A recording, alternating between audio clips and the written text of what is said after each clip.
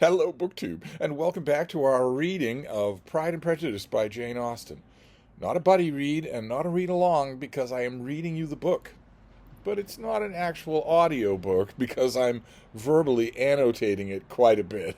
And we are up to chapter 40. We are two-thirds of the way through this book. And the setting so far is that Elizabeth Bennet and Jane Bennet have come home to Longbourn from their various excursions to other places. They haven't been excursionating together, but they have been elsewhere, and things have been happening to them. Jane has been in London, the same town where Mr. Bingley is, but he has not seen her.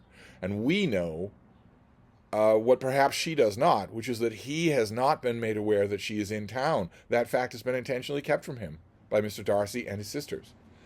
And Elizabeth has been at Hunsford Priory. She's been at Hunsford Parsonage, where her friend Charlotte Lucas now lives as mistress of the household of Mr. Collins. She's now Mrs. Collins.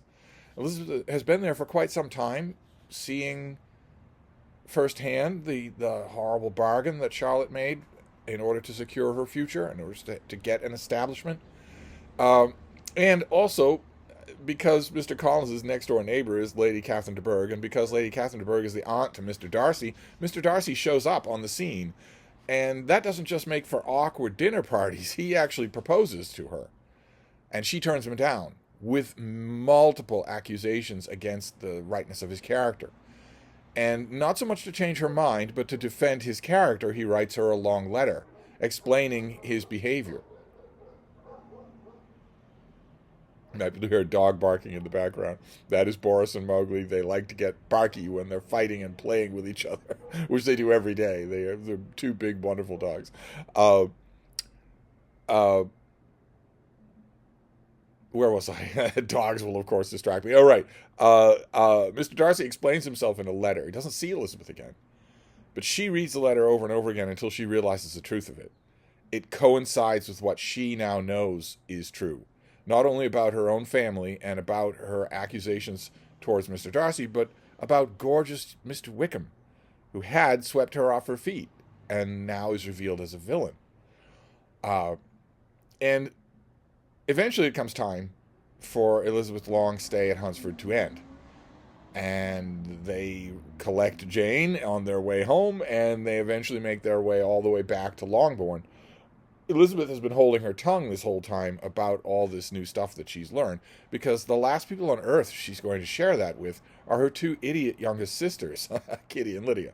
So she has to wait until she has Jane alone. And we are now at Longbourn in chapter 40, when finally they are able to talk about some of this. Not all of it. Elizabeth can't talk about all of it, because in his explanation letter, Darcy mentions that the main reason that he pried Bingley away from Jane is because he thought Jane did not reciprocate Bingley's feelings. And it, of course she does, but the reason he thinks that is because of Jane. It's because of the way she was acting, trying not to show that she was love-struck. And Elizabeth is worried that that would hurt her really badly, and she's already hurting really badly from losing Bingley. So now we get to chapter 40, where the sisters finally get to talk. Elizabeth's impatience to acquaint Jane with what had happened could no longer be overcome, and at length, resolving to suppress every particular in which her sister was concerned, and preparing her to be surprised, she related to her the next morning the chief of the scene between Mr. Darcy and herself. So she's going to talk to Jane about all this and just leave out the parts that affect Jane directly. Miss Bennet's astonishment was soon lessened by the strong sisterly partiality which made any admiration of Elizabeth appear perfectly natural, and all surprise was shortly lost in other feelings. She was sorry that Mr. Darcy should have delivered his sentiments in a manner so little suited to recommend them. But still more was she grieved for the unhappiness with which her sister's refusal must have given him. His being so sure of succeeding was wrong, said she, and certainly ought not to have appeared, but consider how much it must increase his disappointment. So Elizabeth is not just telling Jane what happened, she's describing how it happened. It's Jane Austen's narrator who tells us that Darcy delivers his proposal in tones that indicate he is sure it will be accepted. And Elizabeth has conveyed those tones to Jane. Indeed, replied Elizabeth, I am heartily sorry for him, but his other feelings, which will probably soon drive away his regard for me. You do not blame me, however, for refusing him? Blame you? Oh, no. But you blame me for having spoken so warmly of Wickham. No, I do not know that you were wrong in saying what you did. But you will know it when I have told you what happened the very next day. She then spoke of the letter, repeating the whole of its contents as far as they concerned George Wickham. What a stroke it was for poor Jane, who would willingly have gone through the whole world without believing that so much wickedness existed in the whole race of mankind as was here collected in one individual. Nor was Darcy's vindication, though grateful to her feelings, capable of consoling her for such a discovery.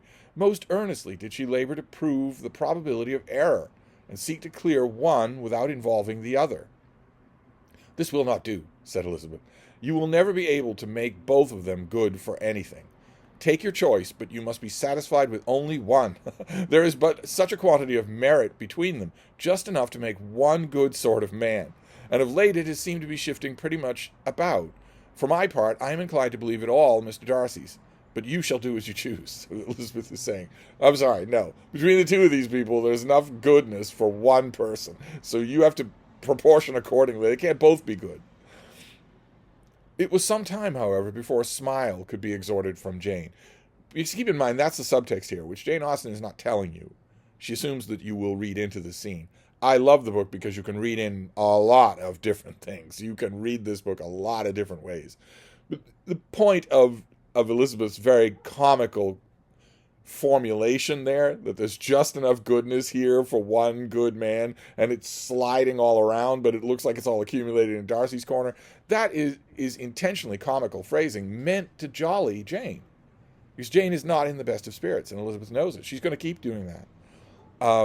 I do not know when I have been more shocked, said she. Wickham so very bad. It is almost past belief. And poor Mr. Darcy. Dear Lizzie, only consider what he must have suffered. Such a disappointment, and with such a knowledge of your ill opinion, too. And having to relate such a thing of his sister.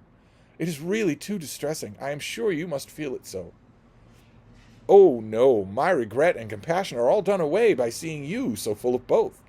I know you will do him such ample justice that I am growing every minute more unconcerned and indifferent. Your profusion makes me saving, and if you lament over him much longer, my heart will be as light as a feather. She's still trying to jolly Jane out of low spirits. Poor Wickham. There's such an expression of goodness in his countenance. Again with the countenance. The only thing that swept him off was how he looks. He looks just beautiful. Such an openness and gentleness in his manner. There certainly was some great mismanagement in the education of these two young men, says Elizabeth. She's still trying to be a little bit of a wise ass. One has got all the goodness, the other all the appearance of it. I never thought Mr. Darcy so deficient in appearance as you did. And yet I'm meant to be uncommonly clever in taking so decided a dislike of him without any reason. It is such a spur to one's genius, such an opening for wit, to have a dislike of that kind. One may be continually abusive without saying anything just, but one cannot be always laughing at a man without now and then stumbling on something witty. Lizzie, when you first read that letter, I am sure you could not treat the matter as you do now. Well, no, Jane. She's joking with you because you're miserable. That's why. Indeed, I could not. I was uncomfortable enough. I was very uncomfortable, I may say unhappy. And with no one to speak to of what I felt, no Jane to comfort me and say that I had not been so very weak and vain and nonsensical as I knew I had. Oh, how I wanted you. How unfortunate that you should have used such very strong expressions in speaking of Wickham to Mr. Darcy, for now they do appear wholly undeserved. Certainly. But the misfortune of speaking with bitterness is a most natural consequence of the prejudices I had been encouraging. There is one point on which I want your advice. I want to be told whether I ought or ought not to make our acquaintances in general understand Wickham's character. So should she tell other people? Everyone in Meryton loves Mr. Wickham. They all are enraptured by how beautiful he is. Should she say anything? The answer is obvious, and Jane gives her the obvious answer. Miss Bennett paused a little, and then replied, Surely there can be no occasion for exposing him so dreadfully. What is your own opinion? That it ought not to be attempted. Mr. Darcy has not authorized me to make his communication public. On the contrary, every particular relative to his sister was meant to be kept as much as possible to myself, and if I endeavor to undeceive people as to the rest of his conduct, who will believe me? The general prejudice against Mr. Darcy is so violent that it would be the death of half the good people in Meryton to attempt to place him in an amiable light. I am not equal to it. Wickham will soon be gone, and therefore it will not signify to anybody here what he really is. Sometime hence it will all be found out, and then we may laugh at their stupidity in not knowing it before. At present, I will say nothing about it, because the regiment is leaving, keep in mind. Kitty and Lydia have now a campaign going on at Longbourn to follow the regiment, to go to Brighton. But the regiment and Wickham with it are leaving. You are quite right, this is Jane speaking. To have his errors made public might ruin him forever. He is now perhaps sorry for what he has done, and anxious to re-establish a character. We must not make him desperate. The tumult of Elizabeth's mind was allayed by this conversation. She had got rid of two of the secrets which had weighed on her for a fortnight, and was certain of a willing listener in Jane whenever she might wish to talk of them again. But there was still something lurking behind, of which prudence forbade discussion. She dared not relate the other half of Mr. Darcy's letter, nor explain to her sister how sincerely she had been valued by his friend.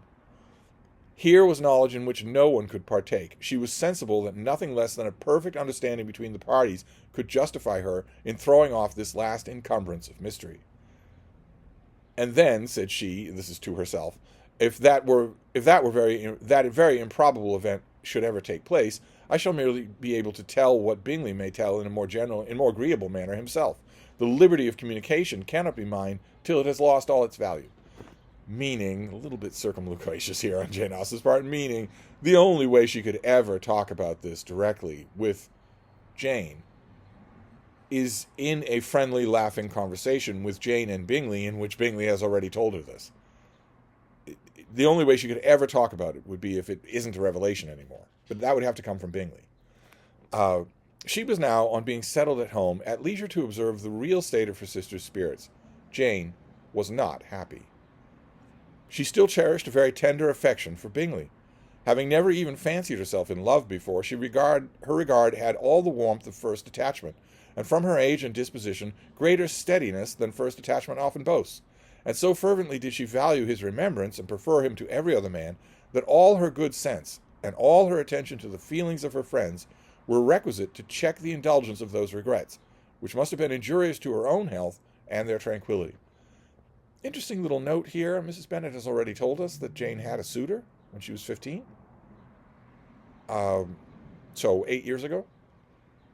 That was the only one? And or if it was the only one, so whether or not it was the only one, Jane has never reciprocated any of those feelings. A 15-year-old girl being courted by a dashing older man, and she felt nothing herself? Very interesting. Well, Lizzie, said Mrs. Bennet one day, what is your opinion now of this sad business of Jane's? For my part, I am determined never to speak of it again to anybody. I told my sister Philip so the other day. She's been going around telling people that she doesn't intend to talk about this anymore. I'm sorry. I find these malapropisms funny, even the horrifying one that's coming up in just a minute. Well, he is a very undeserving young man, and I do not suppose there is the least chance in the world of her ever getting him now. The contradiction there. He's very undeserving, and she'll never get him now. There is no talk of his coming to Netherfield again in the summer, and I've inquired of everybody, too, who is likely to know. I do not believe he will ever live at Netherfield again. Oh, well, it is just as he chooses. Nobody wants him to come, though I shall always say that he has used my daughter extremely ill, and if I was her, I would not have put up with it. Well, my comfort is that I'm sure Jane will die of a broken heart, and then he will be sorry for what he has done. You know what she means. You know what she means. It just comes out wrong. It comes out very wrong. But as Elizabeth could not receive comfort from any such expectation, she made no answer. Well, Lizzie, continued her mother soon afterwards, and so the Collinses live very comfortable, do they? Well, well, I only hope it will last. And what sort of table do they keep? Charlotte is an excellent manager, I dare say. If she is half as sharp as her mother, she is saving enough. There is nothing extravagant in their housekeeping, I dare say. Little bit rich for you to be subtly mocking them for the modesty of their housekeeping, especially when the modesty of that housekeeping is the product of good money care that you don't exercise. Your daughters are buying bonnets so they can bring them home and pull them apart. Your daughters are buying bonnets because it was just as well to buy it as not. Your daughters are spending every penny that you put them on the road with. And you don't care. They're never going to get any kind of a reprimand about that. No, nothing at all, Elizabeth replies. You can tell she doesn't want to have this conversation. A great deal of good management depend on it. Yes, they will take care not to outrun their income. They will never be distressed for money. Well, much good may it do them. And so I suppose they often talk of having Longbourn when your father is dead. They look upon it as quite their own, I dare say, whenever it happens. They didn't talk about it. It was a subject which they could not mention before me. Right, Mr. Collins and Charlotte Lucas did not mention it. Obviously they wouldn't mention it.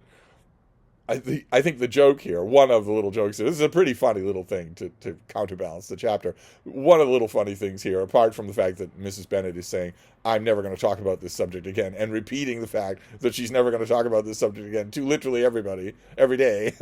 One of the other funny things about this is that you as the reader are invited to imagine that she certainly would be bringing up, if the shoe were on the other foot, she would certainly be bringing up that Longbourn is coming to her. In fact, she would be doing it regularly. It's something that she finds hard to believe that Mr. Collins wouldn't do it too.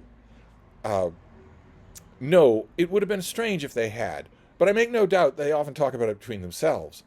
Well, if they can be easy with an estate that is not lawfully their own, so much the better. I should be ashamed of having one that was only entailed on me.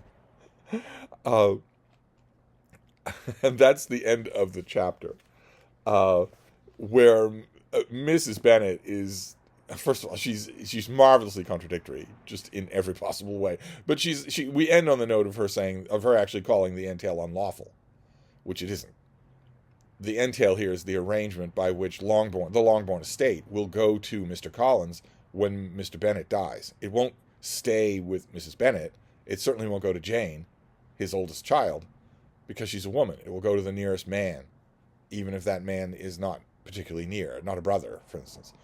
As I've mentioned before, I don't think it would have been very difficult for a good London lawyer to break this entail, but here it's viewed as just a fixed thing. And Mrs. Bennett doesn't like to talk about it, doesn't want to hear about it, and doesn't think it's legal.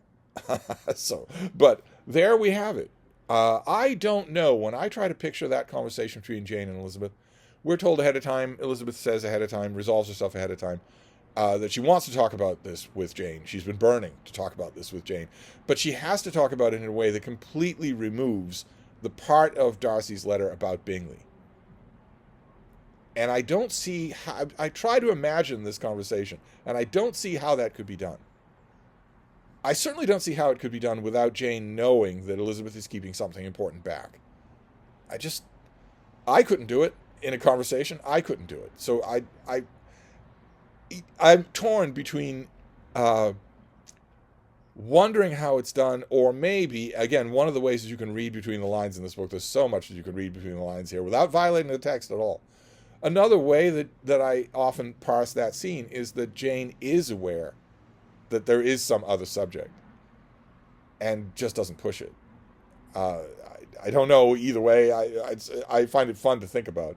But that's where we have things.